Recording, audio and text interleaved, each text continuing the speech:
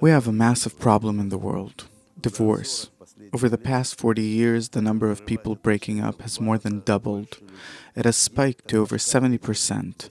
Cited reasons for divorce are ill-considered hasty marriage, marriage of convenience, adultery, sexual frustration, incompatibility of character, psychological and practical unpreparedness for family life, alcoholism. There's a slew of other reasons. What's your take on it? Why does it happen? A modern-day person can't stand being with another on a regular basis. Simply can't. Why?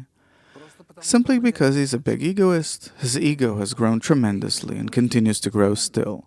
We're going through an egoistic evolution, and hence cannot stand another person by us. How much longer can one put up with that? What for? And so on. It's best to just part ways, or live as though they're not a couple at all. It's tough to part ways, so then they calculate for personal gain. But still, strong marriages do exist. I, for one, have been married for 38 years. You're approaching your golden anniversary. True, but how do I live? I live between my wife, my kids, and my group. Such a life is also abnormal.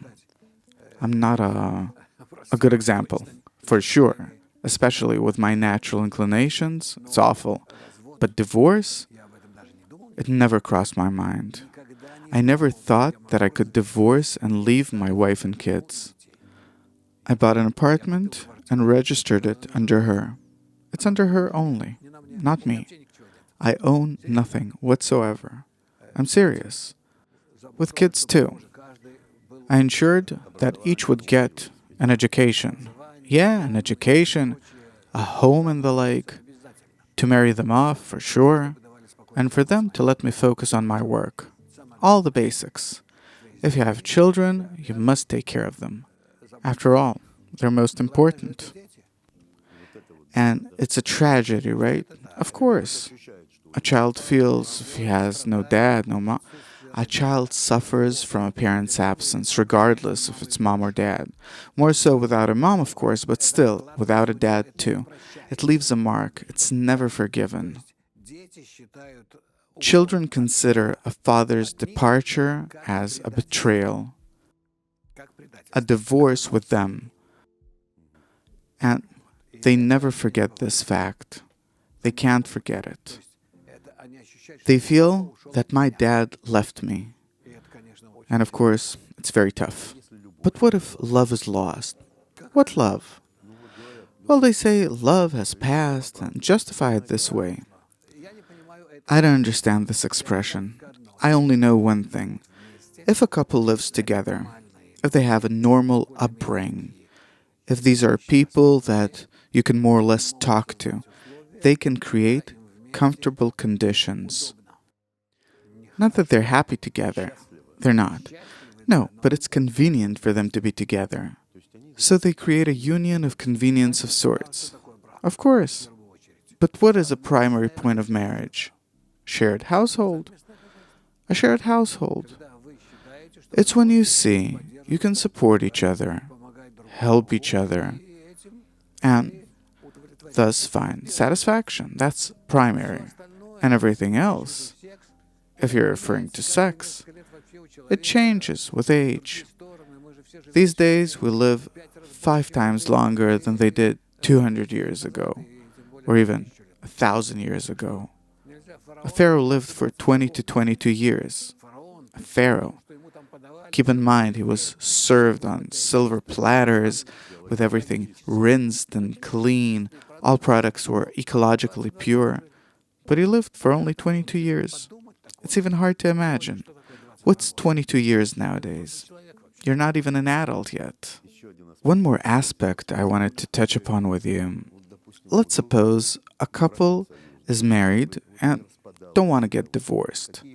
What roles should a woman and a man play in such a union?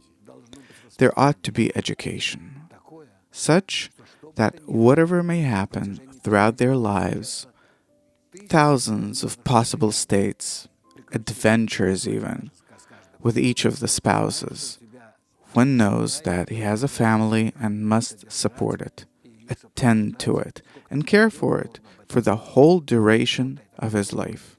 That's before all else. And feelings are... what feelings? You can't build upon them at all. You often said that a man looks for his mother in a woman.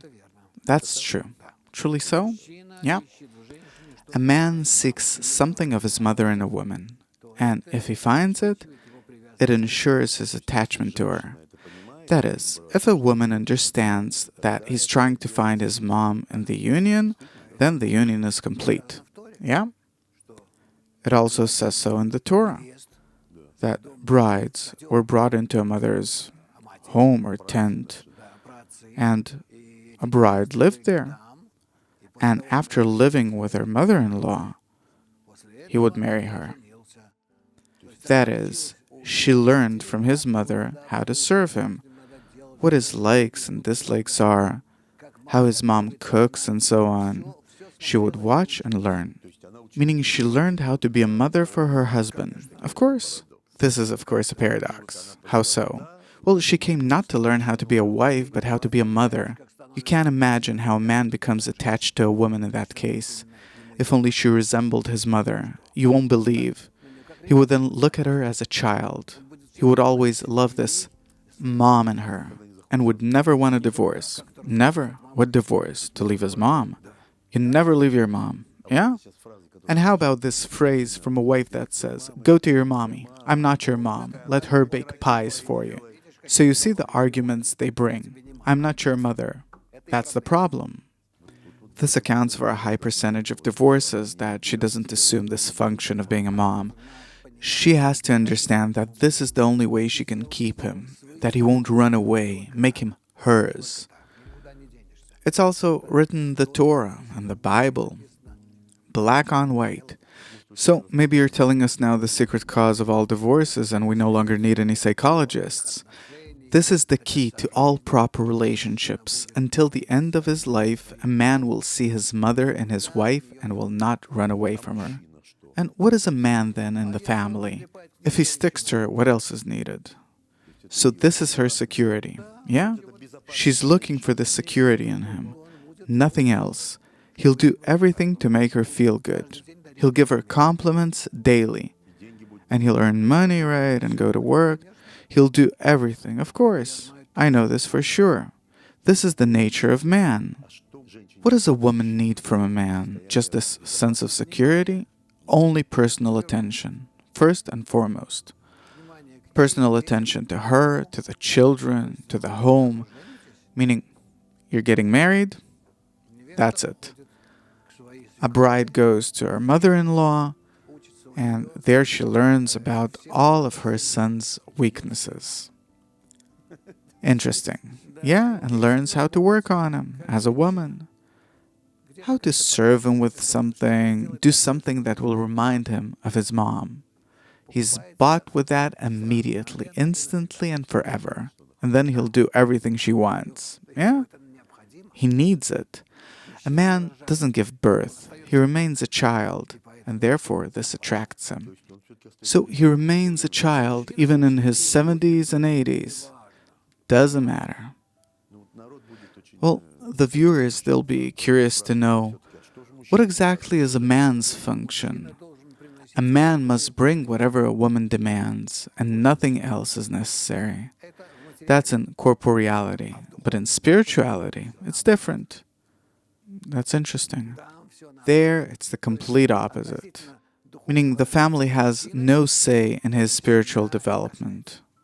You can call it a privilege, prerogative, I don't know how to call it, but this is his personal choice.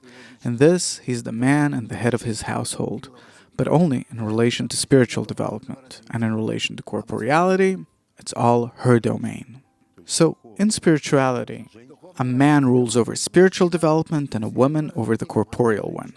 So if a man rules over spiritual development, then a woman's role is to give him the opportunity to work on his soul, and he'll provide her with everything she needs. Twofold.